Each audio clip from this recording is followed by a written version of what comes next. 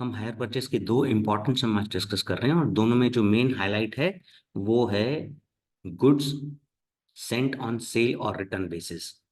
Right, इसमें भी वो पॉइंट है और दूसरा सम हम करेंगे आलोक एंटरप्राइज, उसमें भी ये पॉइंट है। Let us draw the trading account before the year of fire. 5-6 line का ट्रेडिंग अकाउंट ड्रॉ करें। क्वेश्चन आपने रीड कर लिया होगा। इसमें बोला गया है कि स्टॉक वैल्यूएशन 2019 तक कॉस्ट लेस 10%। अब आप 19 ढूंढने जाओगे तो मिलेगा ही नहीं, इधर 2020 तो मेन स्टार्ट हो रहा है। तो समझने की बात है, टिल द एंड ऑफ 2019 कह रहा है, तो इसका मतलब हो गया 1 जनवरी 2020। ये स्टॉक जो है वो है कॉस्ट लेस 10%। पर 2020 के बाद उन्होंने पॉलिसी चेंज कर दी, क्लोजिंग स्टॉक को उसने 10% ऐड करके वैल्यू किया है। तो क्लोजिंग स्टॉक जो है ये ओवर वैल्यूड है और ओपनिंग स्टॉक जो है वो अंडर वैल्यूड है। फटाफट करते हैं टू ओपनिंग स्टॉक। अब आप समझ गए हैं 10% अंडर वैल्यूड है। करेक्ट, कॉस्ट प्राइस 100 है, बुक वैल्यू 90 है। बुक्स में बताई हुई वैल्यू कितनी है? बुक्स में बताई हुई वैल्यू है 2,88,000। तो उसकी कॉस्ट प्राइस कितनी होगी? क्रॉस मल्टीप्लाई करेंगे, 2,88,000 into 100 divide by 90, you will get 3,20,000। फिर नेक्स्ट है परचेजेस। आप देख सकते हैं ओपनिंग स्टॉक के बाद परचेजेस। ट्रेडिंग अकाउंट में हम लोग ओपनिंग स्टॉक परचेजेस लिखते हैं, है ना? परचेजेस, फिर सेल्स। राइट, अब परचेजेस आप लिखोगे ट्रेडिंग अकाउंट में debit side, correct. Sales trading account में credit side. Then you have wages for year 2020, 2 lakh.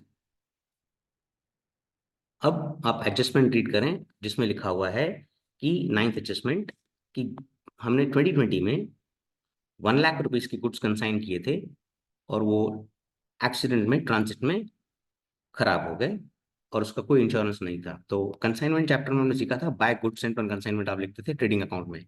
Right, तो यहाँ तो परचेज में से माइनस करें, यहाँ तो आप by goods sent on consignment 1 lakh rupees trading account में क्रेडिट साइड लिखेंगे। नेक्स्ट है क्लोजिंग स्टॉक।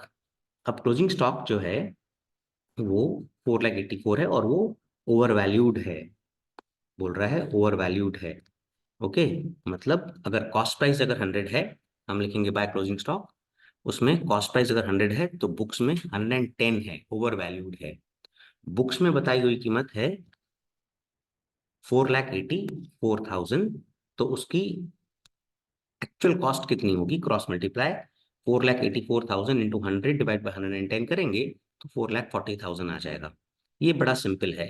टोटल किया, इधर गया, डिफरेंस आया, gross profit 4,64,000। Gross profit rate निकालेंगे, gross profit upon sales into 100। Gross profit rate के लिए gross profit 4,64,000, sales 23,20,000 divided by 100 and you get 20% profit on sales. 20% profit on sales. अब हम बनाएंगे trading account up to date of fire to opening stock. तो logical है, जो यहाँ का क्लोजिंग स्टॉक है वो वहां बन जाएगा ओपनिंग स्टॉक। अब परचेजेस। अब परचेजेस मैं अंदर लिखूंगा क्योंकि उसमें एक एडजस्टमेंट है, आपने सम रीड कर लिया है। एडजस्टमेंट नंबर 11, ऑफिस इक्विपमेंट 4,000 का परचेस किया है, रॉन्गली रिकॉर्डेड इन परचेज है इन ईयर 2021। तो आप परचेज में से ये चीज माइनस करेंगे। 11 से पढ़ रहे हैं, ये परचेजेस लिखा 3,68,000 माइनस इक्विपमेंट्स 4,000, 3,64,000। करेक्ट। अब next point is sales. Sales till the date of fire आपको दे रखी है 4,80,000। अब इस पे जरा ध्यान देना, यही मेन पॉइंट है इस सम की। हमने सेल्स लिखा 4,80,000 आउटर कॉलम में। अब आउटर कॉलम में इसीलिए लिखा, क्यों? क्योंकि हमने रिटर्न एक माल बेचा है, पर वो श्योर नहीं है कि वो रखेगा कि रिटर्न करेगा। 10th पॉइंट देखिए, ये इसकी हाईलाइट है। कॉस्ट 90,000 रुपये है, हमने उसको सेल और रिटर्न बेसिस पर बेचा है। तो कंजर्वेटिज्म प्रिंसिपल कहता है कि जब तक ग्राहक हमें इन्फॉर्म नहीं करता है कि वो माल रख रहा है या नहीं रख रहा है, तब तक आप उसको सेल ट्रीट नहीं कर सकते। तो ये सेल और रिटर्न बेसिस पर गुड्स अपन ने दिए हैं। ओके, तो इसको आप सेल्स ट्रीट नहीं कर सकते। तो आप सेल्स में कुछ भी ऐड नहीं करोगे क्योंकि ग्राहक ने कंफर्मेशन नहीं दी है, इसीलिए sales as it is 4,80,000। Okay, अब next is wages. Wages during up to date of fire है 36,000, तो आप वेजेस लिख लोगे 36,000। करेक्ट। अब इसका क्या करें, ये जो कंफर्मेशन नहीं दी है, हमारे पास तो माल पड़ा नहीं है, माल गया है, गोडाउन में नहीं है जिस दिन आग लगी थी। तो आप या तो परचेजिंग से माइनस करें, या तो अलग से लिख दें stock with customer 90,000 cost price पे। Stock with customer cost price पे आप ट्रेडिंग अकाउंट में क्रेडिट इफेक्ट दे देंगे और बैलेंस शीट में एसेट साइड लिखेंगे इन्वेंटरीज में स्टॉक विद कस्टमर, हमारे पास नहीं है।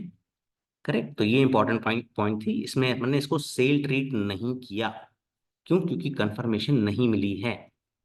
अब ग्रॉस प्रॉफिट 20% ऑन सेल्स, तो 20% ऑन सेल्स, तो आप 20% निकालेंगे 4,80,000 का 96,000 आ जाएगा। सेकेंड ट्रेडिंग अकाउंट का हमेशा डेबिट साइड बड़ा होता है, गोज दिस साइड।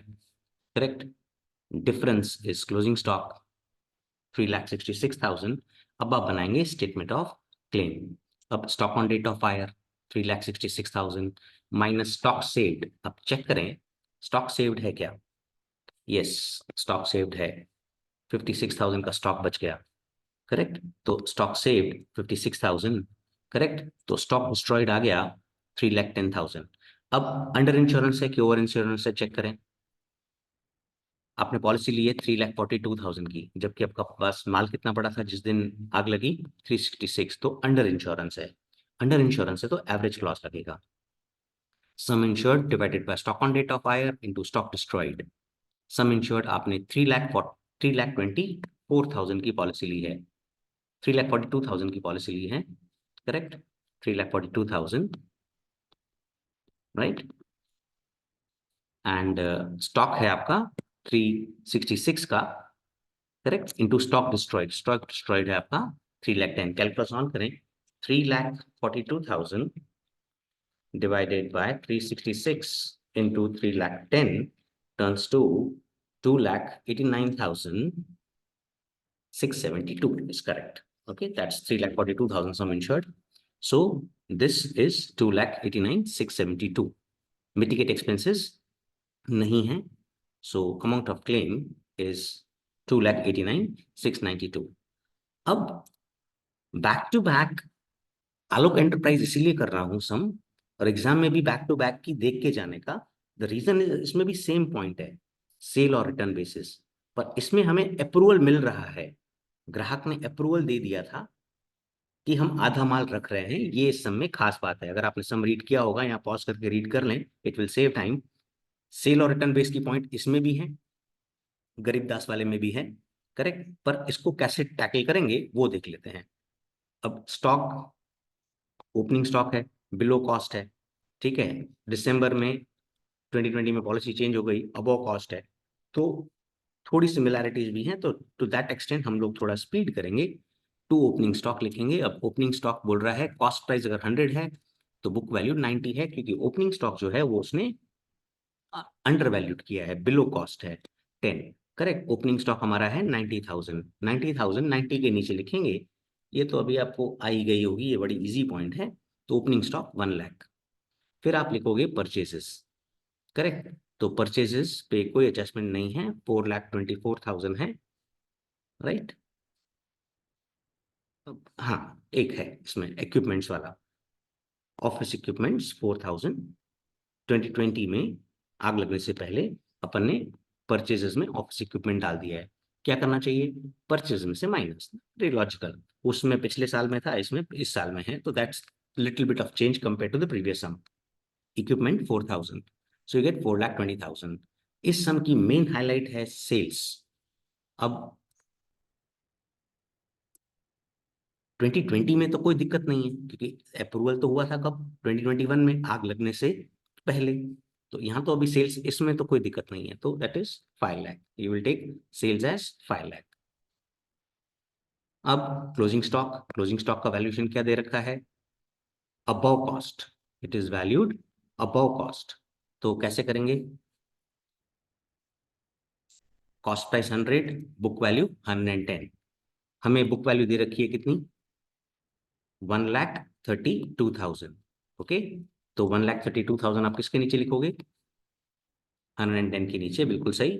तो कॉस्ट प्राइस कितना? क्रॉस मल्टीप्लाई करिए, 1,32,000 इंटू 100 डिवाइड बाई 110, तो आपको मिलेगा 1,20,000। वो आपने यहाँ लिख लिया। फर्स्ट ट्रेडिंग अकाउंट का हमेशा क्रेडिट साइड बड़ा होता है। टोटल किया, इधर गया, difference is gross profit 1,00,000। Gross profit rate is gross profit upon sales into 100.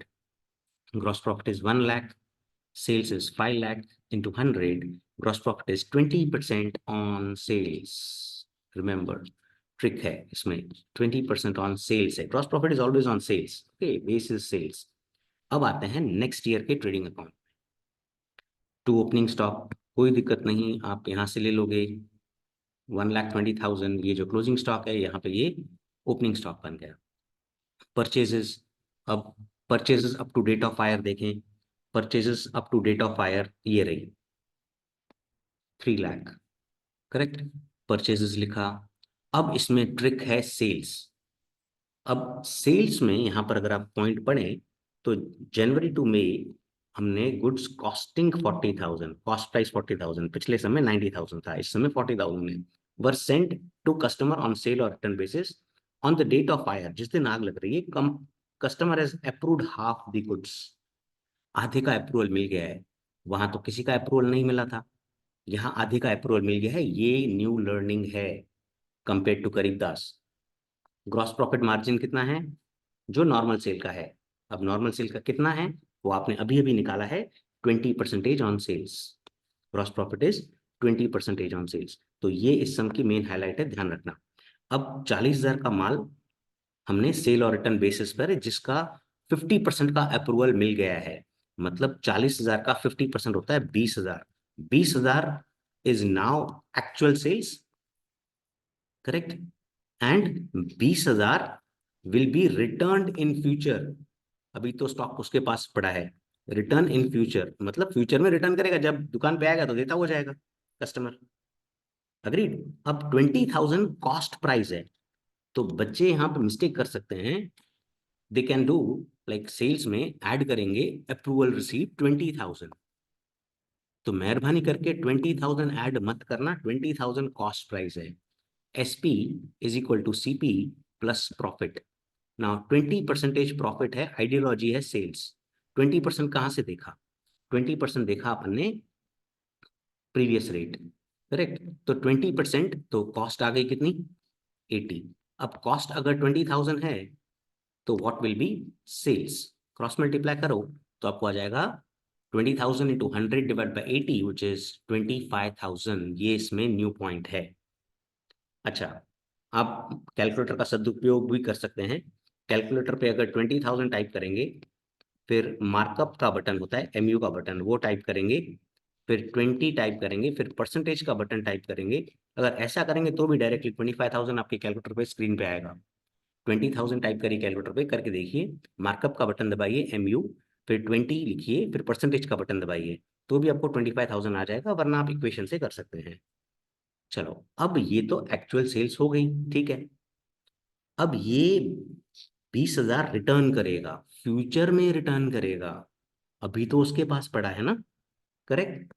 Okay, तो हम लिखेंगे by stock with customer, by stock with customer 20,000। अब यहाँ पर I will just correlate the two sums, it will be easy for you to compare what is the difference. आप देखिए यहाँ पे इस सम में अपन ने पूरा का पूरा, अपन ने वहां पे स्टॉक विद कस्टमर लिखा था पिछले सम में, correct.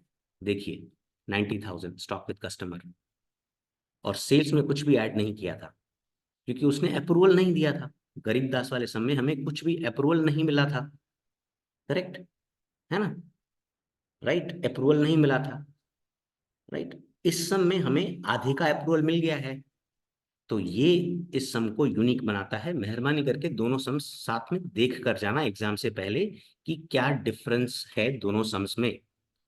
Is that clear? Stock with customer यहाँ पे लिखा आधा अमाउंट, पिछले में पूरा 90,000 लिख दिया था। तो कंपैरिजन करने का इंटेंशन ही ये है कि आप मिस्टेक ना करें। ग्रॉस प्रॉफिट 20% ऑन सेल्स, तो अभी आप 20% ऑन सेल्स ले सकते हैं, which is 4,25,000. It turns to 85,000. Second का ट्रेडिंग अकाउंट का डेबिट साइड बड़ा होता है, goes this side. इसमें से ये चीज माइनस करेंगे, difference is closing stock which is 60,000. Statement of claim, stock on date of fire minus stock saved. अब चेक करें स्टॉक सेव्ड कितना है. Stock saved is stated here 10,000. ये रहा स्टॉक सेव्ड 10,000 है ना, 10,000 का माल बच गया. तो स्टॉक सेव्ड माइनस करेंगे, करेक्ट. तो stock destroyed and loss of goods is 50,000, correct. So mitigate expenses नहीं है, आप mitigate expenses nil, amount of claim is 50,000. Good luck.